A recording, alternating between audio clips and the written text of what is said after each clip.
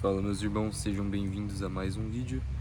Hoje então vou trazer com vocês 2 Coríntios 5 e 6, que tem algumas mensagens muito boas. Então que o Espírito Santo esteja nessa mensagem, que o Criador os abençoe, permita-nos ser edificados e ser abençoados com essa palavra. Então, nossa habitação celestial. Porque sabemos que se a nossa casa terrestre desse tabernáculo se desfizer, temos de Deus um edifício, uma casa não feita por mãos, eterna nos céus. E por isso também gememos, desejando ser revestidos da nossa habitação, que é do céu.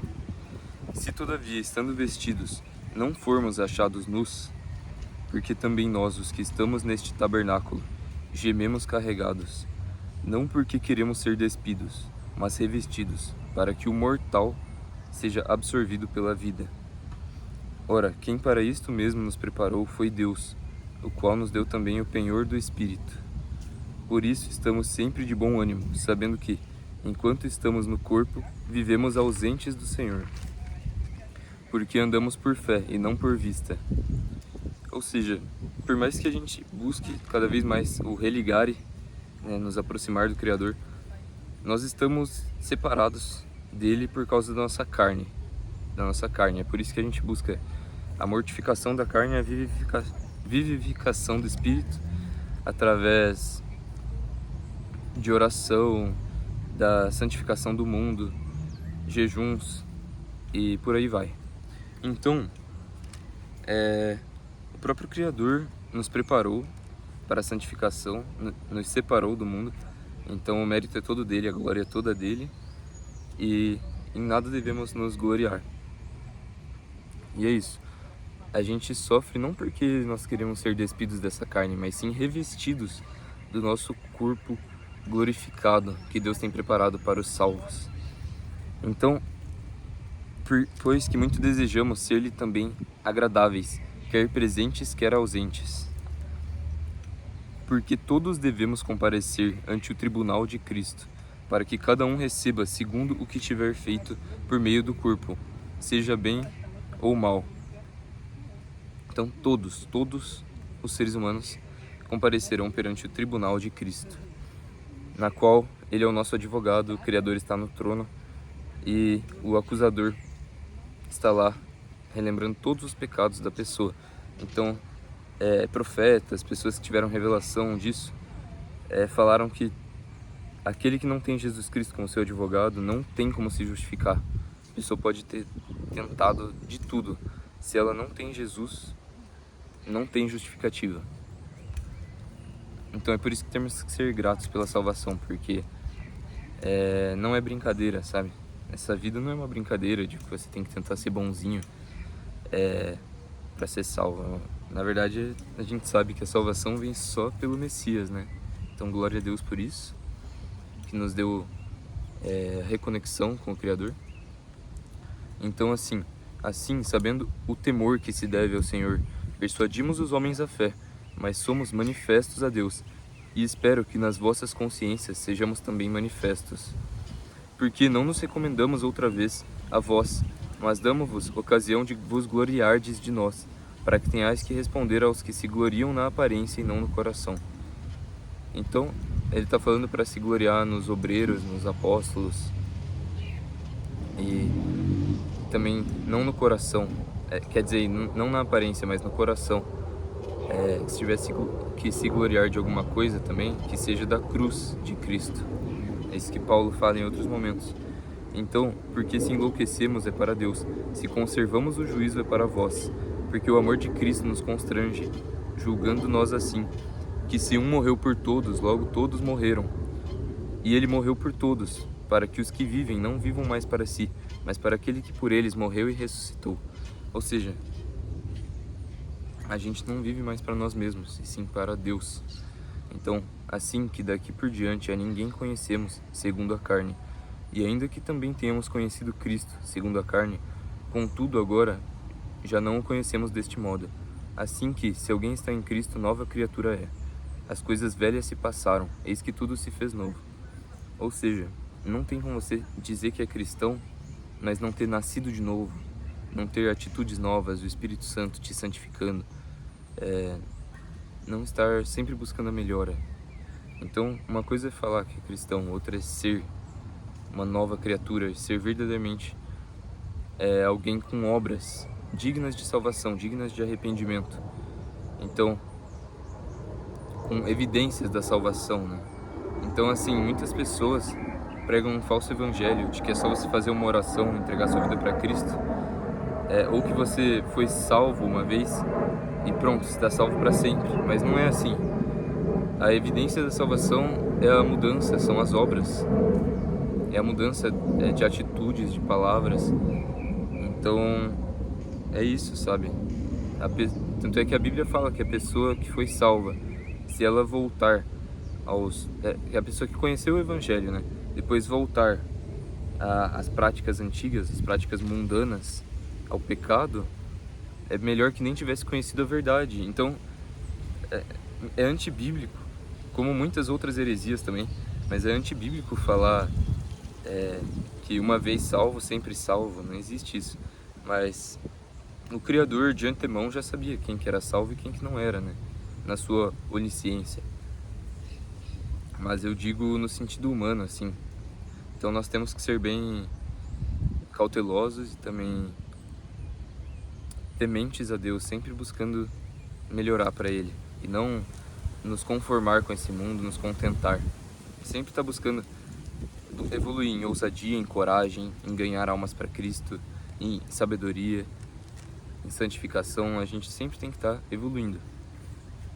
Então, e tudo isso provém de Deus, que nos reconciliou consigo mesmo por Jesus Cristo e nos deu o ministério da reconciliação. Isto é, Deus estava em Cristo reconciliando consigo o mundo, não lhes imputando os seus pecados, e pôs em nós a palavra da reconciliação, de sorte que somos embaixadores da parte de Cristo, como se Deus por nós rogasse. Rogamo-vos, pois, da parte de Cristo, que vos reconcilieis com Deus.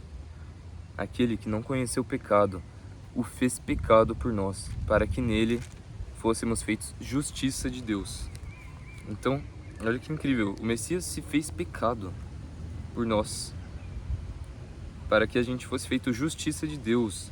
Então o Evangelho ele é muito glorioso, ele é muito sério, assim, não é uma religião, assim, que a pessoa diz que é cristão, mas vive fazendo as coisas do mundo, assistindo os filmes do mundo, jogando, vivendo como o mundo vive. Então, essa é a verdade, né? Muitos se escandalizam disso. Então, nós temos que ser feitos justiça de Deus. E, por fim, 2 Coríntios 6, e nós, cooperando também com Ele, vos exortamos a que não recebais a graça de Deus em vão, porque diz, ouvi-te em tempo aceitável, e socorri-te no dia da salvação. Eis aqui agora o tempo aceitável, eis aqui agora o dia da salvação. Não dando nós escândalo em coisa alguma, para que o nosso ministério não seja censurado.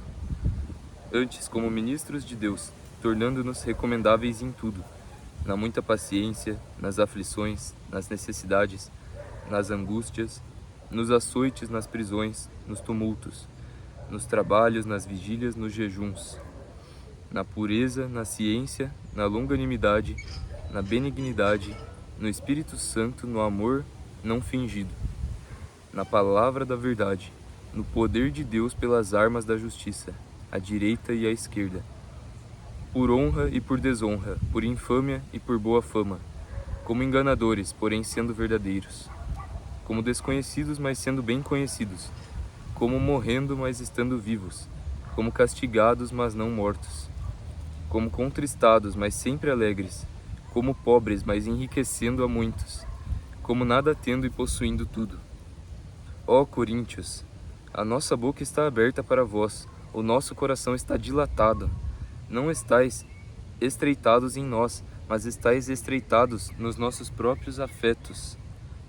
Ora, em recompensa disto, falo como a filhos, dilatai-vos também a vós. Ou seja, parem de se distrair, parem de se dilatar em seus próprios afetos, mas de se estreitar em seus próprios afetos, mas dilatem o vosso coração para aqueles que exortam vocês, que têm amor por vós, em vez de endurecer o seu coração. Associação com os descrentes, isso aqui é muito sério, tá? Tem muitos amigos meus, muitos cristãos, muitos não, tem um amigo meu que eu gosto muito dele, mas que acha normal ir para festas, fazer as coisas do mundo, certo?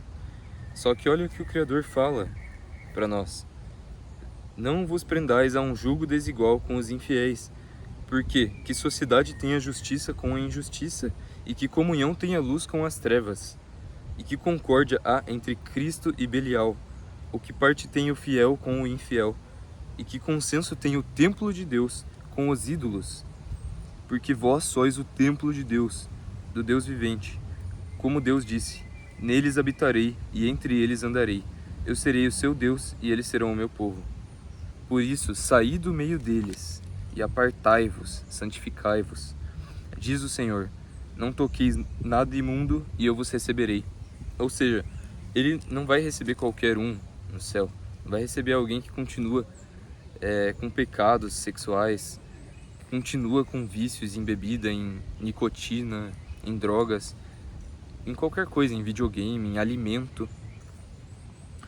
A condição é: sejam santos como eu sou santo, sigam as minhas leis.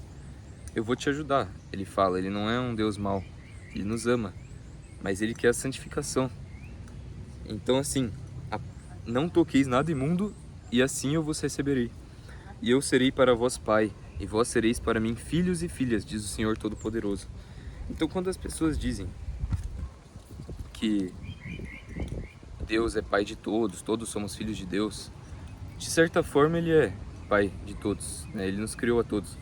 Mas segundo o Evangelho, nós somos feitos filhos de Deus através do Messias.